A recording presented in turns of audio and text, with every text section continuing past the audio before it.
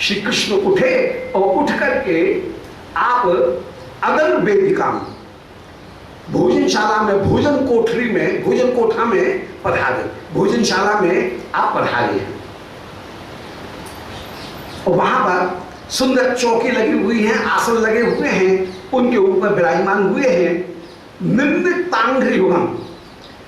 श्री कृष्ण ने, मधुमंगल ने उस समय निर्नितांघ्रि युगम अपने चरणों को धोया, चरणों को धो करके और पीठम अध्यास पे बसनाव्रता है, सुंदर जिसके ऊपर आसन बिछ रहा है, कपड़ा बिछ रहा है, ऐसी पीठ के ऊपर, ऐसे एक चौकी के ऊपर श्री कृष्ण उस समय विराजमान हुए। आनंद से पद्मासन लगा करके, जो आसन है जो न ज्यादा बहुत ज्यादा ऊंचा है न बहुत ज्यादा नीचा है, ऐसे आसन के ऊपर श्री कृष्ण विराजमान हुए। श्री राम बलदेवाद्या सभ्य दक्षिण तोन बसन, श्री राम और बलदेव ये दोनों दाहिने और बाएं विराजमान हुए। नंद बाबा कह रहे हैं, बोलिए बामन को भैया आगे बैठाए तो मधुमंगल आ गया। हम नहीं, हम तुम ग्वालियों के साथ में नहीं बैठेंगे, हम ब्राह्मण। ये मधुमंगल ऐठ अपनी दिखा रहे हैं, मधुमंगल को आगे आसन दिया गया, अलग पंक्ति में थोड़ा सा हट करके मधुमंगल जो है वो मधुमंगल को थोड़ा सा हट करके आसन दिया गया, उनको विशेष आसन।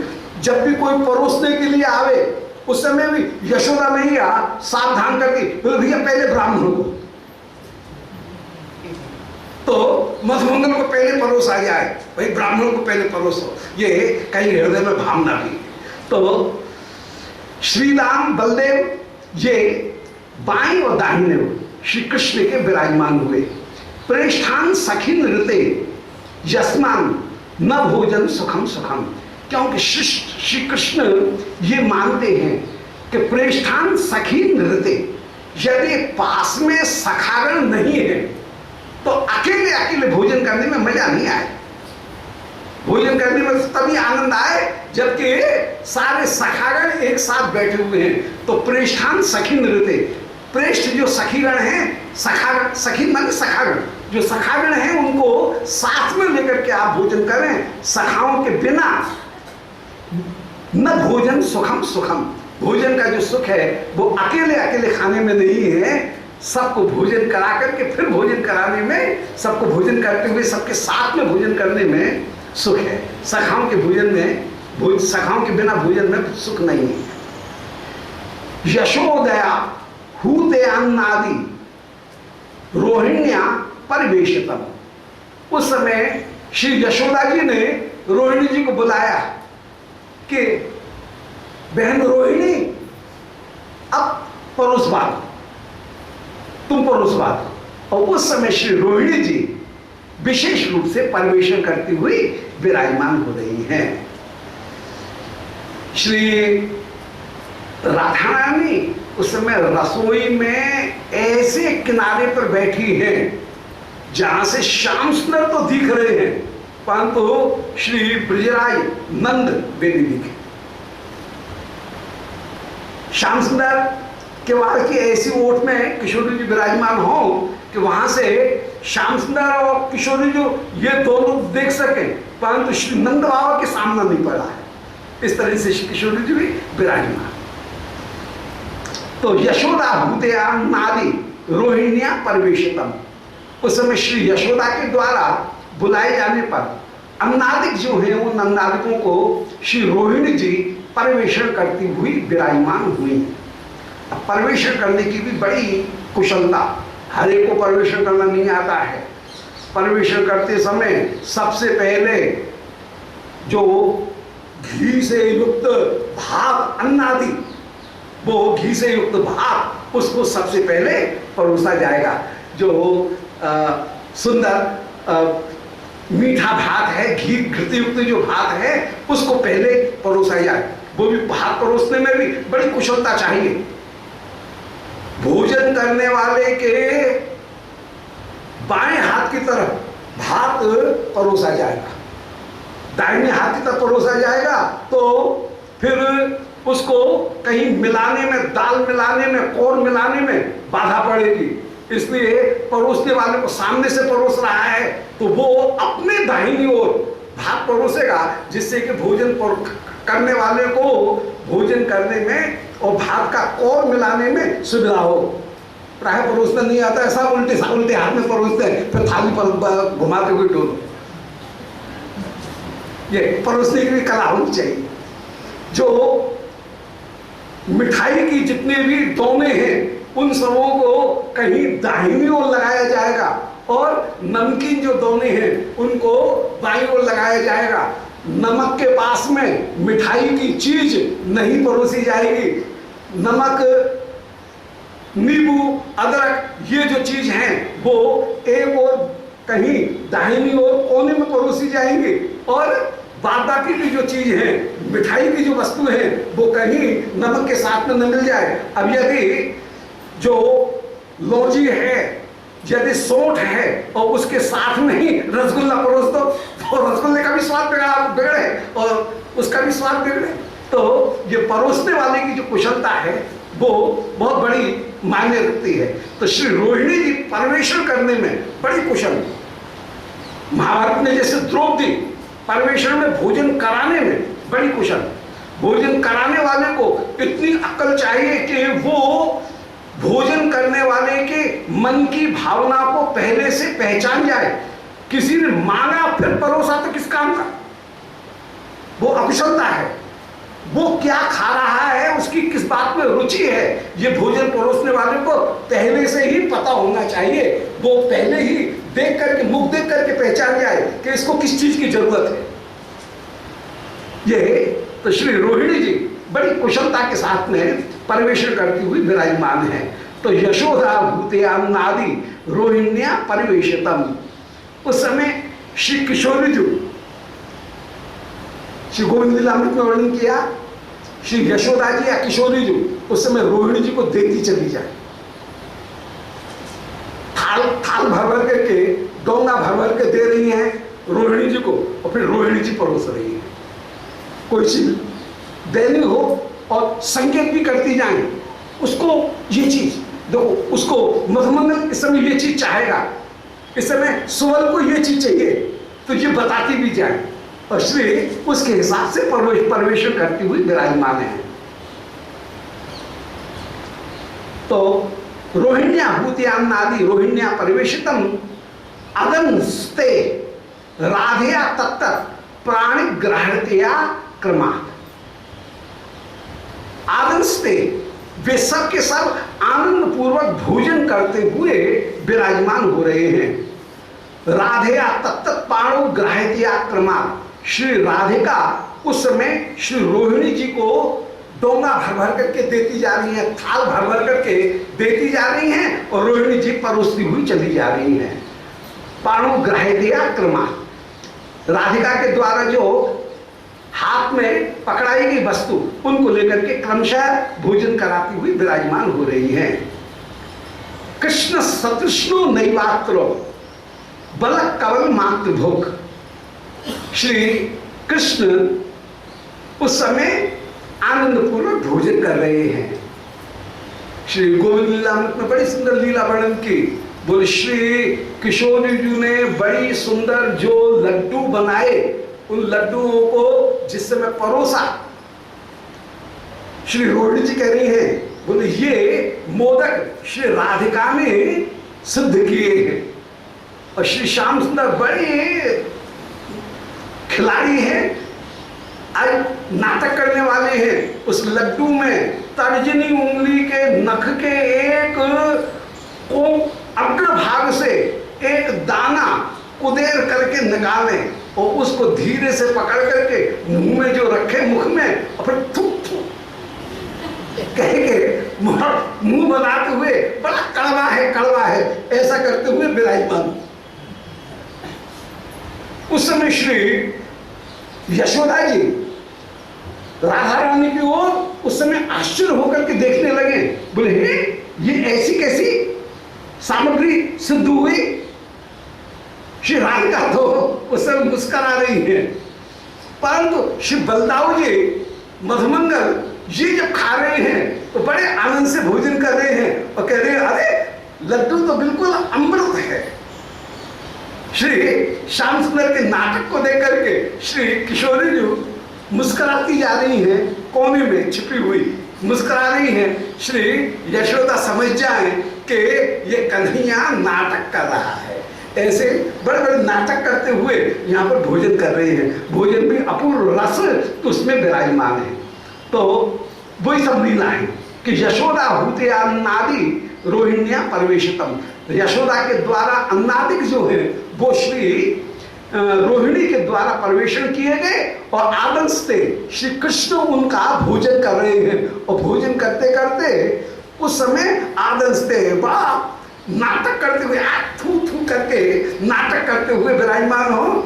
और सब तो चाप से खा रहे हैं और ये थू थू कर रहे हैं, ये मुंह बिसार रहे हैं। तो सब जान जाएंगे कन्हैया मक्कड़ बना रहा है, ये केवल हंसी करते हुए विराजमान है। ऐसे वहां पर भी अपूर्व आनंद बामता अपूर्व रूप से विराजमान, सब उस समय भोजन की प्रशंसा करते हुए विराजमान हो। अब यदि भोजन की प्रशंसा नहीं की जाए तो रसोई करने वालों को संतोष ही नहीं हो कि जाने कैसी बनी है। इसलिए भोजन करने वाले की ये दायित्व भी बनता है कि जैसा है वैसा रसोई की प्रशंसा भी अवश्य करे। इससे जो रसोई करने वाला परोसने वाला है उसको भी बड़ा उल्लास प्राप्त होता है और उसे बड़े संतोष की प्राप्ति होती है कि नहीं, वस्तु परम सुंदर सिद्ध हुई है। ये बात जान करके रसोई करने वाले को बड़ा संतोष प्राप्त होता है। अब मधुमंगल भोजन करते जा रहे हैं और भोजन करते भाई कहें, बोले भैया ये कन्हैया तो कृष्ण सतृष्णो नई बात रो, ये कन्हैया तो जाने आपको पेट जाने ध्यान कहाँ रहे, ये तो सतृष्ण, ये तो कहीं दूसरी जगह सतृष्ण है, भोजन में तो इसका मन ही नहीं है। भोजन से तो बस दो कौर खाए और भागू भागो। अरे बैठ के जम के कन्हैया तो भोजन करे नहीं, क्योंकि इसका चित्त तो लगा हुआ है कहीं दूसरी जगह। तो कृष्ण सतृष्णो नहीं मात्र, भोजन में कन्हैया सतृष्ण है ही नहीं। और बल कबल मातृभोग, और बलदाऊ दादा ये भांग के नशा में ऐसा डूबो रहे कि एक कौर खावे इतने नहीं बस पूरा है जाए। कबल मातृभोग, ये बलदाऊ भैया केवल एक कौर खाने वाला है। और श्री रामा नाम मंदासी, और ये श्री रामा जो है ये तो मंदाग्नि है, या तो कुछ खाया ही नहीं जाए या कि तो भूखी मर गई है, ये तो मंदासी है। और सुबलोन बलोज्झिता, और ये सुबल यदि खा भी ले तो भैया पचाना बड़ा कठिन। ये सुबलो बलोज्झिता, ये सुबल जो है ये इसकी पाचन शक्ति बड़ी कमजोर है, ये बल से उज्जित है, पचाने की सामर्थ्य इसमें नहीं है। अतः भैया भोजन करने के लिए यदि कोई सर्वश्रेष्ठ पात्र है तो मैं ब्राह्मण हूं, ये सब के सब बेकार है। भोजन करने का पात्र भैया मैं हूं, और मेरे संग में, और ये कहां बैठ गए हैं मेरे संग में। अरे मेरे संग में बैठे हो तो मेरे जोड़ीदार बन करके भोजन करना पड़ेगा। हाँ, ये भोजन करने वाला जो है वो पहले कह दे बगल वाले से, देखो जी हमारे पास में आए के बैठे हो, कहूँ ऐसा मत करियो, तुम नहीं खाओ हमको भी नहीं खान दो।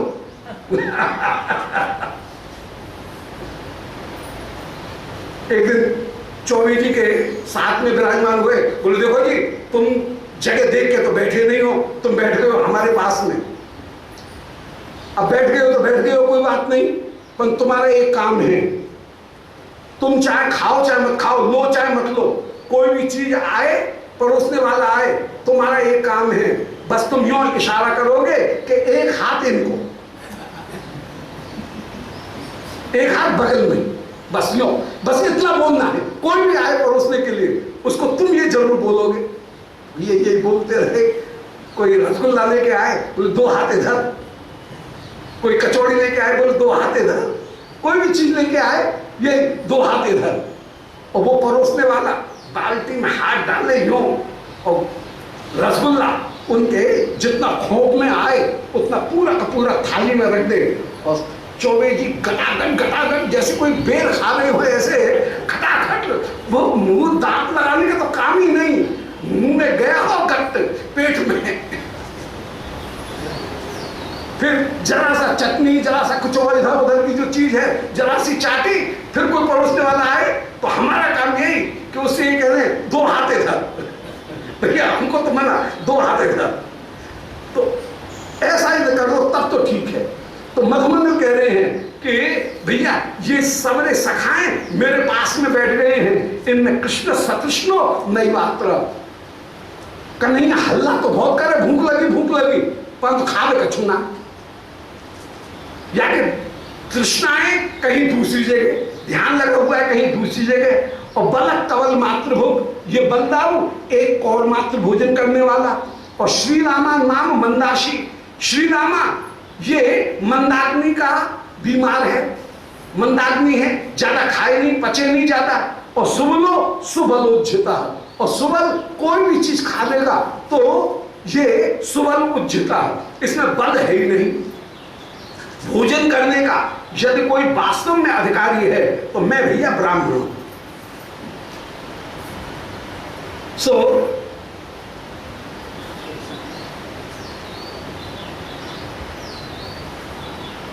क्वैषा भक्षैक तानत्व राहित्यम अविदग्धता क्व एतत् अन्नम आनंदी स्वयं लक्ष्मी प्रसादितम, और कोई शाम कहां तो ऐशाम इन सारे सखाओं की भक्षणिक तानत्व राहित्यम, भक्षण में एक तानता की रहितता कहां तो इन सखाओं की, माने इनको भोजन में ध्यान ही नहीं है। ध्यान की परिभाषा है कि ध्येयिक तानता, इसका नाम है ध्यान। ध्येय पदार्थ में एक तानता होना, इसका नाम है ध्यान। तन्मात्रिक भानता, इसका नाम है समाधि। और चित्तस्य देशबंध है, इसका नाम है धारणा। योग शास्त्र में तीनों की अलग अलग परिभाषा योग सूत्रों में दी गई। चित्तस्य देशबंध है, यह है धारणा, चित्तस्य देशबंध है। और जो ध्येय तानता, ध्येय पदार्थ में एकमात्र चित्त लग जाना, उसका नाम है ध्यान। और तन्मात्रिक भानता, उसके अतिरिक्त किसी दूसरी वस्तु का भान होना ही नहीं, इसी का नाम है समाधि। अब मधुमंगल की तो समाधि लग गई है प्रसाद पाते समय, मधुमंगल की तो पूरी समाधि लग रही है। तो मधुमंगल हंसते हुए कह रहे हैं कि क्लेशाम भक्षैक तानत्वम, इन सारे सखाओं में भक्ष की एकतांता, भोजन में एकतांता है कहां, इनमें तो ध्यान की स्थिति सिद्ध है ही नहीं। इसलिए भक्षैक तानत्व राहित्यम, इनमें भक्ष की एकतांता की रहितता होना, यही इनकी अभिलब्धता है। भोजन के रस का रसास्वादी यदि कोई सामाजिक है, रसास्वादी है, तो मैं ब्राह्मण हूं। इन सबों में रसिकता है ही नहीं, क्योंकि भोजन में इनकी एकतांता है ही नहीं। यदि किसी का चित्त स्वार्थ से अत्यंत अत्यंत बधा हुआ है, स्वपर तटस्थ बुद्धि से यदि वो मुक्त नहीं है, तो वो रस का आस्वादन ले नहीं सकता है, नाटक का, काव्य का आस्वादन ले नहीं सकता है। रसास्वाद के लिए, रस चर्वणा के लिए आवश्यक है कि कभी किसी वस्तु के वर्णन को इस प्रकार करता है कि वो पदार्थ, वो जो पात्र हैं, वे स्व पर तटस्थ न रह करके वे एक सामान्य पात्र हो जाते हैं। इसी का नाम है रसशास्त्र में साधारणीकरण। जहां रस निष्पत्ति का वर्णन किया गया, वहां रसशास्त्र में साधारणीकरण एक बहुत बड़ा महत्वपूर्ण वस्तु है। और साधारणीकरण का तात्पर्य है कि जो पात्र बने हैं वे स्व पर तटस्थ नहीं रहेंगे, वे एक सामान्य पात्र बन जाएंगे। यदि स्व पर तटस्थता रहेगी तो रस का आस्वादन व्यक्ति को प्राप्त नहीं हो सकता है, और वो केवल उस समय वासना का अनुभव तो करेगा परंतु रस का अनुभव नहीं करेगा। दुष्यंत शकुंतला, जो मूल दुष्यंत शकुंतला रहे होंगे, उनमें परस्पर प्रीति होने पर उनमें रस नहीं रहा था, उनमें केवल पैशन रहा था, क्योंकि वे स्व पर तटस्थ भाव से मुक्त नहीं। परंतु जब हम रंगमंच पर अभिज्ञान शाकुंतल नाटक का अभिनय देखते हैं या उसका पाठ करते हैं, उस समय जो दुष्यंत शकुंतला है, वे नाम भले उनका दुष्यंत शकुंतला है, परंतु वे दुष्यंत शकुंतला नहीं रहे, वे एक सामान्य प्रेमी प्रेम का बन करके प्रस्तुत हुए। और प्रेमी प्रेम का सामान्य है, इसलिए उनके साथ में हमारा साधारणीकरण हो गया। वे स्व पर तटस्थ भाव से मुक्त हो जाते हैं, इसलिए उनके साथ में हमारा साधारणीकरण हो जाता है। अन्यथा रसशास्त्र जो सामान्य एक शिष्टाचार है, वो शिष्टाचार ये है कि यदि कहीं कोई दंपति, कोई प्रेमी आपस में प्रेम व्यवहार कर रहे हैं और कोई शिष्ट व्यक्ति उधर से निकल जाए, तो वो मुंह नीचा कर लेगा, उसमें संकोच हो जाएगा, वो वहां से हट जाएगा। परंतु काव्य शास्त्र की एक अद्भुतता है कि यहाँ पर पिता और पुत्री एक साथ बैठ करके ऑडिटोरियम में, रंगशाला में, वे एक साथ बैठ करके नाटक का दर्शन करते हैं और दोनों में संकोच नहीं होता। अन्यथा किसी दूसरे के भाव को देख करके संकोच होना चाहिए, परंतु हमको आनंद की प्राप्ति क्यों होती है? एक बड़ा भाई ये शास्त्रार्थ रहा है कि रस निष्पत्ति कैसे होती है। वो रस निष्पत्ति इसीलिए होती है कि पात्र जो है, वो पात्र कहीं व्यक्ति नहीं रहते हैं, बल्कि वे सामान्य हो जाते हैं। इसलिए भरत मुनि ने कहा कि शक्ति रस्ति विभावादे काव्य साधारणीकृतौ प्रमाता यद भेदेनो स्वयं यथा प्रतिपद्यते। कि एक कवि पात्रों का वर्णन इस आधार पर करता है कि वो पात्र एक विशेष पात्र नहीं रहता है, बल्कि वह एक सामान्य मनोविज्ञान का जो पात्र है, मानव मन जैसा है, उस मानव मन को प्रस्तुत करने वाला वो पात्र बन जाता है। ऐसी स्थिति में उस पात्र के साथ में बेटी और पिता एक साथ बैठ करके, साथ बैठ करके उस नाटक का दर्शन करते हैं और उनको आनंद की प्राप्ति होती है। नहीं तो गुरु शिष्य एक साथ बैठ करके ऐसे नाटक को नहीं देख सकते हैं, पिता पुत्री एक साथ बैठ करके नाटक नहीं देख सकते हैं। परंतु पात्र का वर्णन ही इस तरह से किया जाता है कि उसमें पात्र विशिष्ट नहीं रहा, बल्कि पात्र सामान्य हो जाता है। और इस साधारणीकरण के कारण ही दूसरे के भाव को हम स्वीकार कर लेते हैं। ये एक समस्या उठाई गई कि एक व्यक्ति जो दमा का मरीज है, उसे कहा जाए कि 1 किलो आलू का थैला लेकर के तू 4 सीढ़ी चढ़ जा, तो वो नहीं चढ़ सकता है, हाँफने लगता है। और वो भी जब नाटक देखता है तो वो हनुमान ने पहाड़ को उठा लिया, तो वो भी अपनी सीट पे बैठा बैठा वो चखने लगता है, वो भी उस भाव को उठा लेता है, भाव को धारण कर लेता है। व्यक्तिगत जीवन में, यथार्थ जीवन में जो आधी किलो का थैला लेकर के नहीं चल सकता है, बिना लठिया के 2 कदम नहीं चल सकता है, और वो बूढ़ा भी, बीमार भी जब नाटक का दर्शन करता है तो उसमें भी जोश आ जाता है। तो ये क्यों हुआ? किसी दूसरे के भाव हमारी असमर्थता होने पर भी हमें क्यों आ गए, इतना उल्लास क्यों आया? बोले इसका कारण है साधारणीकरण।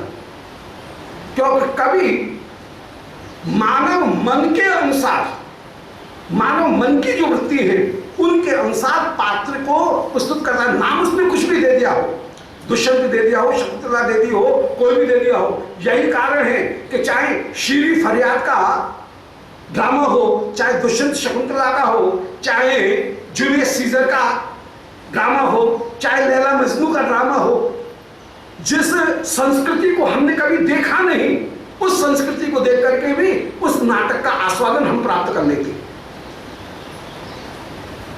कोई विदेशी संस्कृति का, यूरोपियन संस्कृति का नाटक है, ग्रामीण संस्कृति का नाटक है, हमको पता नहीं है ग्रामीण संस्कृति कैसी है, कभी जीवन में ग्रामीण गांव में रहे नहीं है, परंतु उस संस्कृति को देख करके हम आनंदित हो जाते हैं, क्योंकि वहां संस्कृति प्रधान नहीं है, वहां पर प्रधान जो है वो मानव मन है। मानव मन सब में एक सा है। तो कभी एक सामान्य जो मानव स्थिति है उस मानव स्थिति के अनुसार वर्णन करता है और उसके द्वारा रस का आस्वादन लेता है। मधुमंगल यहां पर ये ही कह रहे हैं कि भैया रस का आस्वादन लेने वाला, रस की चर्वणा करने वाला मैं हूं। मैं जैसा रस का आस्वादन ले सकता हूं, ऐसे ये लोग रस के साथ में कहीं भी साधारणीकरण कर सकने में ये समर्थ नहीं है। मैं समर्थ हूं, इसलिए मुझे उस रस का आस्वादन प्राप्त हो रहा है। तो वही कह रहे हैं कि काव्यम विफलतम किम न याते सत्कवि निर्मितम यत्र गोष्ठ्याम तदास्वाद लोलुपत्वम न वर्तते। अच्छा, तो कैसा भक्षणिक तानत्व राहित्यम, भोजन में एक तानता जो समाधि है या साधारणीकरण है उसकी रहितता इन सब में विद्यमान है। मुझ में भोजन के साथ में एक तानता प्राप्त करने की कुशलता विद्यमान है, इसलिए इस रस का सामाजिक मैं हूं। ये न बलदाऊ भैया है न ये कन्हैया है, ये रस को नहीं जानते हैं। ये अविदग्धता, इनमें अविदग्धता है। कोई तत् अन्नम सुधा निंदी, ये जो अन्न है ये तो भैया अमृत को भी निंदित कर देने वाला। कहा तो ये सुंदर रसोई, कोई एतत् अन्नम सुधा निंदी, अमृत की भी निंदा कर देने वाला। कहा ये अन्न स्वयं लक्ष्मी साधितम, स्वयं श्री लक्ष्मी के द्वारा ही जैसे बना दिया गया। मधुमंगल कह रहे हैं कि जैसे वहां पर सत्कवि किसी कवि की कविता की रचना करता है, ऐसे यहाँ पर श्री राधिका के द्वारा यह अन्न साधित हुआ है। लक्ष्मी साधितम, लक्ष्मी के द्वारा ही जैसे ये अन्न बनाया हो। काव्यम विफलताम याति किम न याति सत्कवि निर्मितम। अब कवि कोई कितना भी बढ़िया हो, सत्कवि निर्मितम, सत्कवि के द्वारा बनाया गया काव्य है, पर वो काव्य भी व्यर्थ हो जाएगा। क्यों? बोले यत्र गोष्ठ्याम तदास्वाद लोलुपत्वम न वर्तते। जिस गोष्ठी में काव्य का आस्वादन करने वाले योग्य सामाजिक न हो, ऐसा काव्य कितना भी सुंदर हो, वो काव्य विफलता को प्राप्त हो जाएगा।